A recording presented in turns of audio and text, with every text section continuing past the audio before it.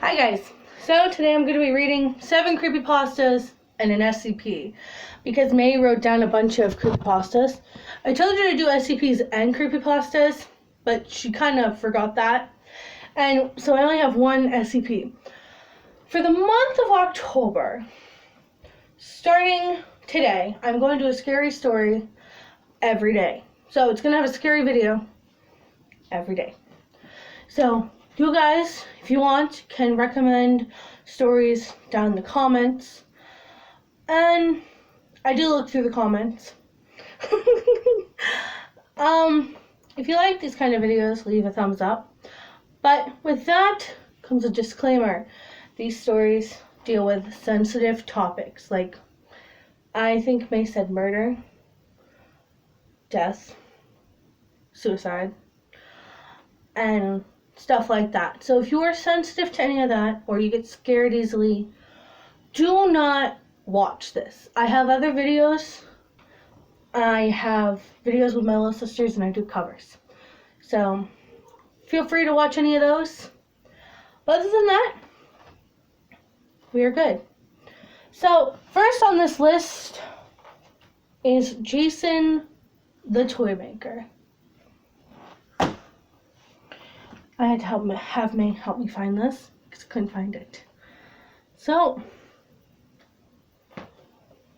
I don't know how long this is. Oh, this is a real long one. Buckle up, guys. We are in for a ride. Let's just get back to the beginning. Okay, so Jason the Toy Maker. I don't know anything about these. I'm going to make that very clear. I'm going to read them. This is my first time reading them. I am like a noob when it comes to creepypastas. The only story I really know is Slenderman. That's it. So, let's get straight into this. The scent of blood pinched his nostrils, and the most unpleasant thing was that the slender body, which wasn't moving anymore, her last breath had already dissolved into the air several moments ago. While the thick red color slowly spread on the floor, it has all happened so quickly. She tried to lie, to make a fool of him, and when things got worse, in a little argument, a tug of her arm has changed the course of their lives. The loss of stability, the edge of the furniture, and finally, the silence. It wasn't my fault, Jason thought. It was just a terrible incident. He was standing on foot in front of the girl's corpse, breathless and the only witness to the incident were the puppets he built that surrounded them, in the shop where were only him and the corpse. When Jason's blood started to circulate again, he understood that he had to find a solution and couldn't stand still there without doing anything. But the situation was too complicated. They'll put me behind bars and throw away the key. He became desperate. I'm not an assassin. I just wanted to scold her. She fooled me with the things of the defected puppet for having a new one in return. He made a little turnaround and looked back at the corpse. But by the time he gave it a stare, it was all your fault, he screamed. You made all of this happen. He decided to hide the accident, and the first thing he did was to close shop, not to make anyone else to enter. He took the little girl in the workshop where he created the toys that everyone acclaimed was work of art. Hi. Hi. Drop it off this. Okay, that's Nessa. Nancy. And put her on the working table. Oh, well, anyway, she come back to me, I guess. Okay, that's fine. In that room was a sharp scent of paint, but that wasn't enough to cover neither the smell of blood nor the horror that was going to happen next. Jason put his hands on his head, digging at the fingers among the dark mahogany flocks, and which pushed himself to find a solution. His stare stopped on a snake-shaped puppet lying on the floor. It was one of his first creations, after the unusual accident, and as if by magic everything was clear for him, he didn't have to worry. He grabbed the handsaw and got closer to the body. Oh. He used the object to cut wood pieces he needed for creating some toys. But not that day. Jason took a deep breath. His body was trembling and his heart was pounding so fast to make him feel the pain. He lifted the handsaw and closed his eyes, refusing to see the horror that happened next. 4 hours later, the purple snake was lying down on the floor, but he got more inflated. Jason was sitting on a chair in silence in front of the blood-soaked table. Ugh. Tears stopped to pour from his face when he managed to stop fighting against the feeling of sickness. In the moment, he was stunned, and his big, ember-colored eyes seemed to become blackened and slit. I read that wrong. The corpse was gone again, lying in the snake's mouth, altogether with Jason's last piece of humanity too. How could something like this happen? How did I arrive to this point? And the answer was just a name, Amelia. Amelia, his childhood friend, the one and only, because before her arrival, Jason has always been a child locked in his silence. Locked in his own world. I scrolled up.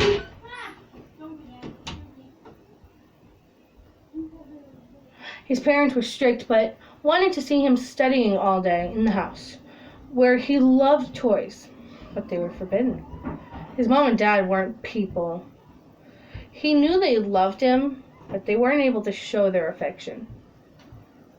Like every parent, they wanted their son to be perfect and brilliant and have a perfect future. But all that pressure was too much for a 9-year-old child.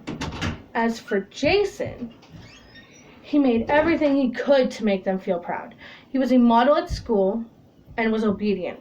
Even though his great dedication, it had never been enough. Even if he couldn't have any toys at home, Jason built some wooden little figures he kept in the school garden, away from his parents' reach. He could play with them without being punished. He kept them hidden underground, just like a priceless treasure, until the day a child named Amelia noticed him. To tell the truth, it had always been the teacher asking Amelia to go to him.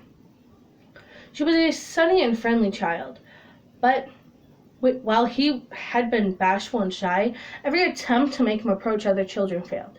And over time, his peers started to make fun of him. Oh. I lost my spot. The teacher just wanted to help Jason. And she kind of did, but by sacrificing Amelia. Jason wasn't weak. On the contrary, he was a perfect manipulator and master of deception. He was like a wolf hiding behind a mask of a lamb. However, he became attached to little Amelia. He could never do any harm to her. Actually, he wanted to be a good friend and protect her. Could this be considered a normal relationship, a friendship among children? Absolutely not. Maybe what Jason himself couldn't understand was the lack of relationship with his parents created a severe affection addiction. He was always wanting to be of primary importance to Amelia. He liked saying he was the only friend she needed, and he made her feel unsure. Jason, looking for love, and maybe not even affection, he just wanted to be praised. He wanted to be important for someone, and this made him feel alive. He felt like he existed, and it was great. He wanted to feel it again and again. So he made Amelia believe that the world is a place full of bad people. Whoever dared to interfere will pay. The affection addiction and the manipulations often made Jason do bad things, just like with Lucy, Amelia's friend, who wanted to go first on the swing and pushed her so fast that she fell down, causing her to break her wrist. Or Jonathan, who always asked Amelia for colored pencils. When he got pushed down the school stairs, Jason pushed him when he was given his back, like a coward. But because he knew no one would blame him, also, That child, like any other intruder, after those awkward incidents, suddenly stopped to talk with Amelia. The more he grew, the more dangerous and spiteful he acted, obviously, without lessening the previous acts. In the meantime, the poor, naive Amelia, stunned by Jason's kindness and his nice words, seemed to be careless about those awkward incidents happening around the two of them. Or maybe, in other words, she didn't want to see it. Once grown up, Jason had decided to open a toy shop, and his parents kicked him out of the house due to that decision. What a disappointment. After years of hard work, in the end, their son has chosen such a stupid and disgraceful job. In contrast to what they imagined, Jason, who was happy and had become a talented toy maker, he didn't lack a fantasy. People of every age brought his creations and makeovers, and he had faithful friends by his side. It would have been wonderful if this story had ended here, but the perfect world Jason built didn't last any longer. Like every evening, Amelia visited her friend when the shop was closed to keep company with him. Jason had to settle the chaos done by the stupid children. He took off his beige vest to feel more comfortable and pulled up the sleeves of his white shirt. Amelia looked around and gave a nostalgic smile. Think about it, Jason. You started from a wooden figurine to be able to do this. You aren't happy, aren't you? I might say yes, even though I started hating children, he replied. They ruin everything they touch. You gotta get used to it. They are more faithful customers. She made fun of him while the guy scoffed. I know it's awkward, a toy maker who hates children. Amelia didn't answer to that, but with her little amused smile, it was difficult to say she agreed with him. I decided to become a toy maker because I like the shape of my fantasy, because you were the first one telling me that. You were good at creating figurines, so I suggested you to become a toy maker, or something like that. I'm glad you listened to me. Good friends do that, the toy maker replied. And becoming it, at times, you must do some things. Amelia looked puzzled at her friend. What do you mean? Jason shrugged it off and looked at her, smiling. Remember the pink letter? Of course Amelia remembered it. It was one of the most unpleasant days of her life. When she was 15, Amelia fell in love with a boy in the class next to hers. She didn't have the courage to confess her feelings. Obviously, Jason scared as usual. If people find out your weaknesses, it's the end. I don't care or think it's a good idea. As he said this, Amelia's friend disagreed with it. She encouraged Amelia and suggested her to write in the letter, and she would have it delivered. But something went wrong. The letter disappeared from Amelia's backpack and was attached to the blackboard. In the class of the boys she liked, he saw the letter getting passed hand by hand by the boys reading it with scornful tones. Her confession. He heard the laughter, the not so funny jokes, but the name in the signature they were screaming wasn't hers. It was one of her friends who encouraged her. They made fun of her the entire school year, and in the end decided to change school. Amelia has never seen her again. She thought she acted like a coward doing that, and yet Jason did it. How could you do that to me? Her voice said without effort. I protected you, like I've always done. In Jason's face there was a little trace of repentance. That doesn't mean you're protecting someone. Amelia was angry, but what really got on her nerves was her friend's shallow attitude. I won't forgive that. She quickly left the shop and slammed the door. Jason followed her, but didn't make another footstep to the entrance. Perhaps are you angry? Obviously, his friend didn't reply and went straight back home. She was angry that whoever got in her sights, she would have stepped on them like a brakeless train. However, once she had gotten home, she closed her eyes and soundly started to cry. Amelia cried not only for the letter, but for all the people Jason parted from her. It was like waking up suddenly from a long sleep. For years, she didn't mind it because she was afraid to lose him, and she couldn't really understand the reason why. Maybe because she was just a fool and enjoyed that feeling of primarily important in those rare occasions when Jason complimented her. She left all those friends to part with them, believing they were unfaithful, but the only one who should really disappear from her magnificent life was the magnificent, innocent Jason. On the other hand, the toymaker stayed in his shop. After finishing his affairs, he closes his workshop. He set out the sheets on the sofa and laid down. According to a stranger's impression, his attitude wasn't the best of all, yet he acted like a real bum. But actually, he was very sorry for Amelia for being so angry with him. The next day, the friend came back visiting him. He decided he would try to calm her down. Contrary to what he was expecting, the following day, Amelia didn't show up to the shop. She did the day after, and the day after. A month later, Jason got no news about his friend. His man's pride prevented him from going to ring the bell at her house, but all the time helped him thinking about a way to be forgiven. He still was unsure about being forgiven after what he had done. He didn't manage to understand, but he knew Amelia perfectly and needed nothing more than to make her forgive him and to forget her anger. A toy would be enough. Jason made something very, very special. A music box. He didn't buy it. He made it with his own hands.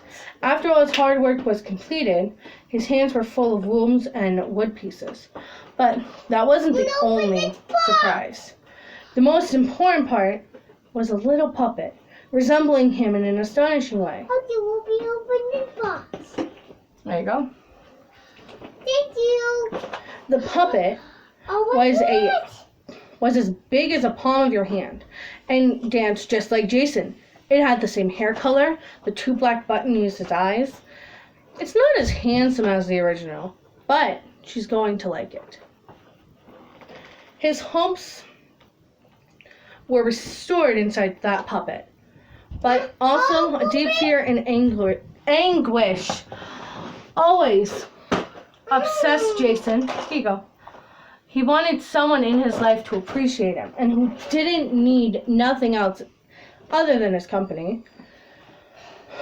He wanted to be looked up to, someone who mattered because it was so beautiful, feeling someone needed him.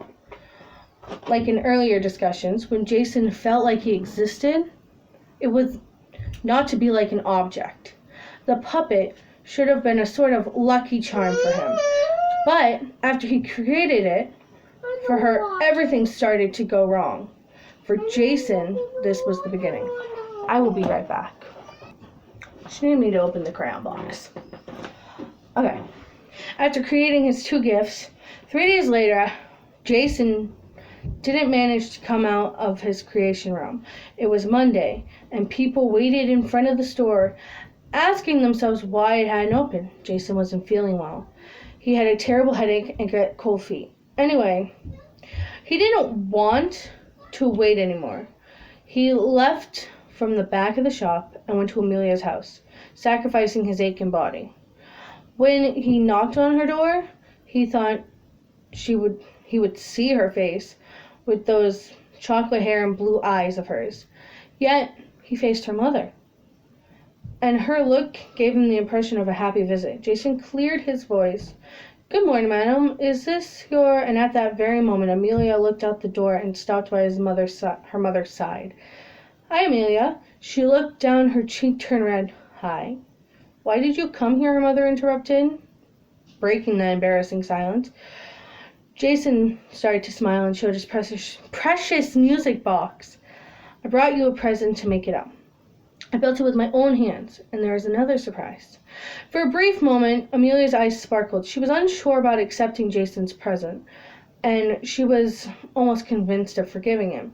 But that smile didn't bewitch her mother. It never did. not even when Jason was apparently an innocent child. She always thought his attitude was awkward since the day of the little incident. She remembered going to make the snacks, and little Amelia followed her for giving a hand. Meanwhile, Jason, left alone with her daughter's canary, it was her first pet, but it wasn't moving anymore. The three of them reached for the living room, and poor Amelia started to cry. While Jason by her side, he patted her back and told her not to worry, that everything was going to be all right. In that sentence, there was nothing wrong. Jason wanted to console Amelia, but her mother didn't ignore that almost invisible smile. Many times she told her daughter there was something wrong with him. The little girl refused to listen to her, but her patience was gone. Amelia doesn't want to be friends with you anymore. And maybe it's better this way, trust me. Jason raised his eyebrow. What? Then he looked at her. But why? I've always been by your side. You could always count on me. But Amelia looked down. I made this present for you. Jason gave the music box to Amelia, but she rejected it reluctantly. Without gesture in that very moment, he felt a strong grip at his heart, an aching pain which made him lose stability. Are you all right? Amelia noticed the reaction of his and final look at the boy's eyes. How could I be all right? I've always been by your side, although things I've done and you've regarded as unforgivable, and now you do this to me. What? Is this revenge? I don't care anymore. He gathered his strength and looked at Amelia. I thought you were a smart person, but apparently that was only a mistake I made. Satisfied with his friend having been crying, Jason turned around and went back to the shop. Several weeks later, Jason was never the same. His anger was a lot and his health conditions were getting worse. He just wanted to go on with his life. But then the incident with the little girl happened. Sitting on a chair, staring at a blank space with his hands pouring blood, Jason felt something in him change forever. He didn't feel anything anymore. And he was changing. He didn't let the depression take control. He wasn't sad. He didn't like that reality anymore. When he was busy thinking about leaving that town, he heard Amelia's voice calling for him out of the shop. Neither did he overreact nor wag his tail like a dog. He just thought about refreshing. And without hesitation, he opened the door. Amelia immediately noticed his emotionless face, and staying silent for a moment, she spoke, "Can I come in?" Jason moved silently. He let the girl through and closed the door, exposing the sign, "Closed." "I'm sorry to disturb you. I just wanted to know how you feel. I believe we should talk." Amelia knew there was something odd about Jason, but it wasn't only that. There was an awkward scent in the air. "There's nothing more to say, and honestly, this isn't a good time for me." "Are you all right? You're sweating." Jason looked around, feeling like a fish out of water, and Amelia put her hands on his shoulder. "Tell me what's up. Are you okay? You feeling ill?" He took a deep breath. "I killed a girl." She widened her eyes and, slowly overwhelmed, parted her hand from Jason's. "I swear, it was just an incident. I don't want to go to jail for this." "And go on," she said, afraid of what she was going to listen to next. Jason stuttered and made room for the imagination. And it was even worse. "I might have cut her corpse into pieces and hid it inside a puppet." Maybe, yes, it was better not to make room for imagination and to listen to those horrible words coming out of Jason's mouth. He was beginning to be able to do such a terrible thing. He wasn't innocent. She knew that very well. But she could never imagine Jason being able to kill. One must keep calm in these situations. There was only one solution. "Jason, you must establish yourself." The toy maker, who, until this very moment, looked like a trapped mouse, took his hands off his temples and stared at Amelia. He looked surprised, like it was a stab to his back. "Do you really want me to confess the incident?" You know very well how it'll end up. You have to. You act like nothing happened, and then they'll start to look for her. And sooner than later, they'll find her. I can't do that. Good then. I'm going to do it for you. Jason kept quiet immediately and looked at the girl, widening his eyes astonishingly. Have you got the nerve to do something like that to me? It's for your sake. Don't make me laugh. You've always been so stupid, he started. Do you know, I've always tried to make you a better person. But I understand that you are not worthy, and I suggest you not provoke me with your baloney. Do you think I'm not going to do it? Then just watch me. She turned over to the exit, but obviously Jason stopped her by grabbing her arm. The two of them started to fight, realized that if Jason has killed once, he was going to do it again. She feared for the next, and indeed, she would have been next. She should have acted differently, or maybe pretended to support him, but like any other time, she was and has made the wrong decision. Jason was right. She was really stupid. She had probably always been, but perhaps he made her feel inferior so many times that by then she'd been used to it. To protect herself, Amelia managed to steal a screwdriver from the balcony, but she hadn't the chance to use it. She couldn't do anything against Jason. And when he pushed her into the wall, the impact was so violent that Amelia's strength ran out immediately. She fell to the floor and her head started to ache terribly, but Jason stopped. She looked up and saw the screwdriver stuck in the toy maker's heart. Oh, that's sad. He was standing still and looking overwhelmed by the struck. You bum. He grabbed the screwdriver and removed it and threw it violently on the floor. It's not very nice of you, Amelia. Then he came closer and kicked her. The impact stunned her, but not enough to make her faint. I'm sorry I had to end up like this, my dear Amelia, he chuckled. No kidding. To be honest, I don't care. The girl sighed, and her sight went blurry. But the object the toy maker was holding was easily unmistakable, a handsaw. It has come for her time to die. She knew, and her eyes started to shed tears. Would she suffer a lot? How long would it take her to die? Would she be dead either from blood loss or from aching pain? Although the terror she felt, Amelia decided to run away, but her body was too slow. She turned goofily to the side, but Jason stepped on her shoulder and dislocated it. Oh, not nice. The girl's tired eyes stared at the toy maker, and she saw him running his finger on the iron teeth of an object. So the handsaw. She could swear he was enjoying every moment. But then she noticed Jason lowered the handsaw inside. There are many things of being incomprehensible to humans. Some can be, or others just cannot understand. We believe we know every secret that we live in, but the truth is, we don't know crap. What are you saying? Amelia said. You're too naive. You don't understand. And slowly started to move back, parting away from her. You don't need a stupid wish upon a star to make a wish come true, when it's truly intense. What are the ones who make it possible? The impossible things. I don't know. But this doll became my heart. He had the music box opened in his hands and looked at it, and with a more confused expression. The only place which I can guard, it is inside the music box. But that was meant to be a gift, and I want to give it anyway to someone who will take your place, someone smarter and who can stand up to me. A chosen one. Nobody.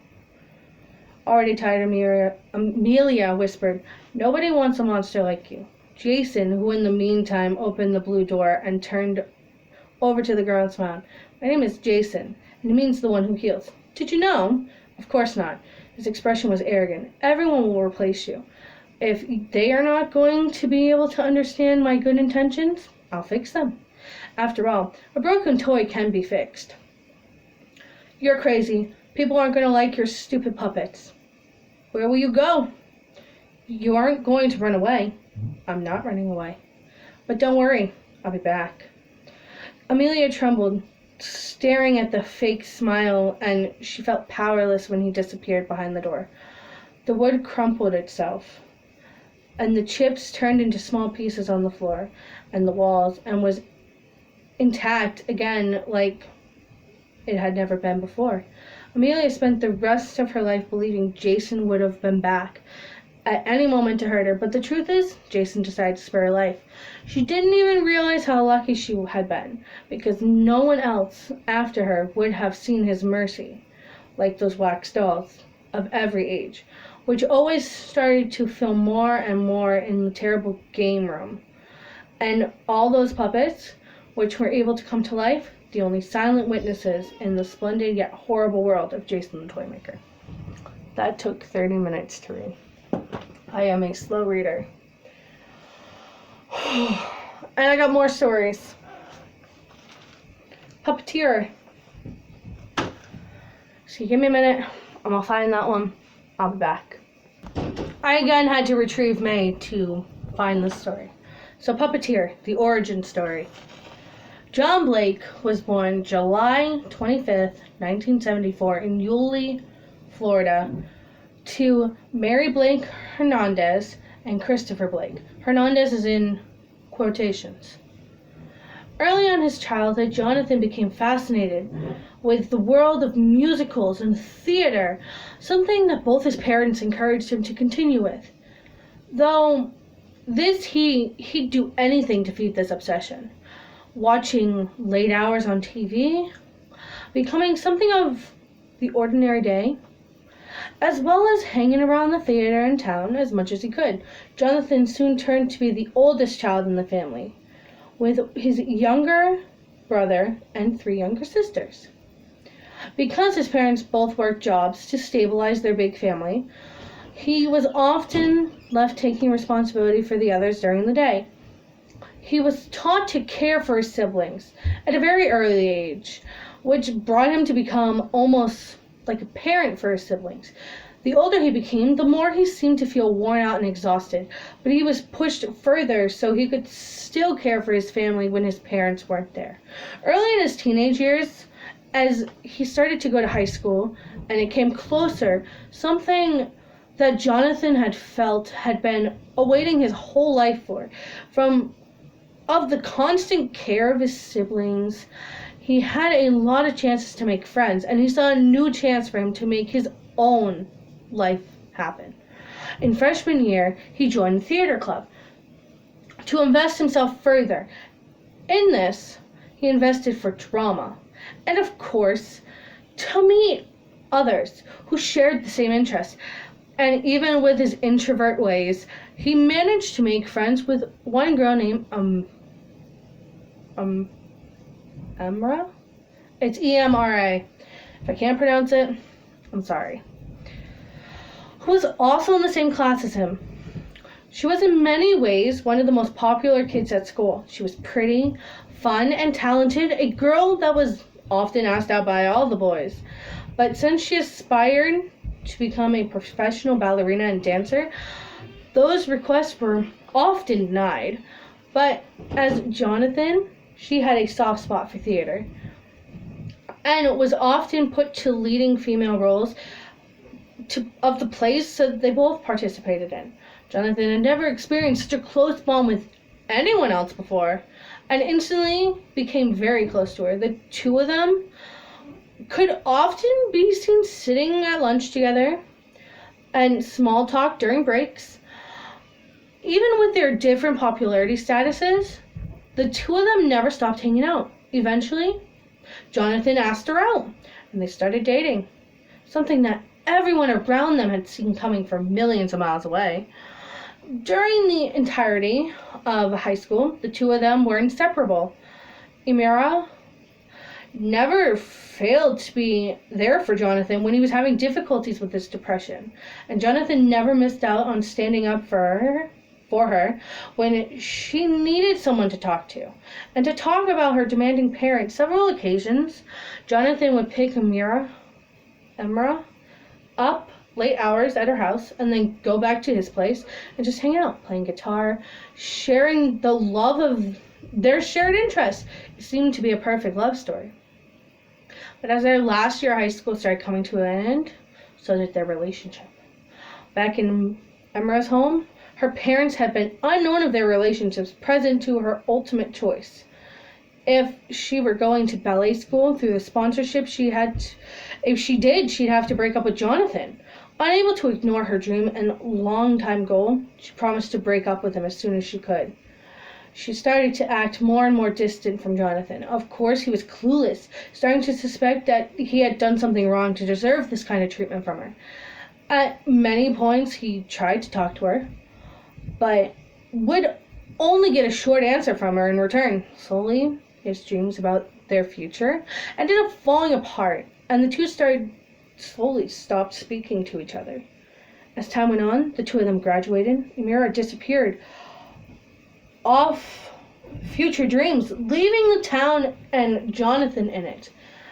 As time went on, Jonathan started to withdraw himself more and more away from people. He said goodbye to his parents and moved into a new apartment across the city, away from the old neighborhood and streets which he used to be. His high school friends soon became an old memory. Jonathan became the same. He started to cut off all contacts with any human beings residing from his tiny one-room apartment. Weeks seemed to go on into an entire world just standing still, slowly making him go mad. Several nights he paced back and forth, feeling a voice in his head nagging at him to solve his situation. Without him in the world, no one would notice. One night, he finally made his mind. Too emotional, he read a note. Too emotional to write a note or call someone to say his last goodbyes. He had hung himself. That is sad. Instead of dragging it out, going on forever until the air had been cut off from his brain, dozing off one last sway of emotions. That is sad. Not the longest story on this list. May said it's one of the shortest, but it's one of the most saddest. Honestly, she should have just talked to him. It's not like he did anything. Okay, so I'm going to have to put this in multiple parts because I don't have enough recording space for this. But here's my opinion on the two we read. Jason, the toy maker. What the literal hell? Like, what the heck was going on in his head that was okay? Honestly, I don't think Amelia did anything, minus tell him he should tell. Maybe if he acted like he didn't do anything, maybe we got away with it for a little bit. Which is all she was really trying to tell him. And then he tries to kill her and then ends up leaving her alone. But leaving her in a constant state of fear, that's not okay. 2, that's not that bad of a story. Minus there were a lot of swears in it, most of which I could just take out. Okay, so this story. This one is super sad. She could have just talked to him. She could have told him. It's not like she didn't have any other option. She could have just been like, it's not going to work out. They could have tried something. And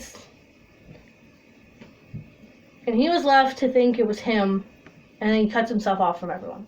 That's never a good thing. But honestly, I think this is going to be one of the saddest stories that I read. May says it is, and honestly, I believe her. But overall, the stories aren't bad. They're both on DeviantArt. I think the other one was on DeviantArt. But I found them on Creepypasta thing. It's fandom wiki, I think. But anyway, those are my opinions on those stories. I think that ending, that's super freaking sad. Something could have changed there, but that's what creepypastas are. They don't have happy endings. They just don't. And I know that. May told me that. But honestly, that one could have had a better ending. But they're not bad stories. Honestly, I see what the creator was going for. But I'll see you guys in the next one. I think we're going to have to, I'll probably try to fit more into the next video. But for each of these videos, I will tell you my personal opinion on the stories. Those are mine for those ones. Jason the Toymaker just has me like, what the heck did I just read? And the Puppeteer is all like, what the heck did I just read? Honestly, very different. They're very emotional. I will give them that. When May told me it was going to be emotional, I didn't believe her. And I see that. That's emotional. That's sad. For Jason, she's all like, that one will probably irritate you a little bit. It does. It does. Just ever so slightly irritates me a little bit. I don't know how you could do that to someone you considered a friend. That's my opinion. You guys don't have to have the same opinion as me. But if you guys have any ideas for creepypastas you guys want to see, comment them down below. And I will see you guys in the next video.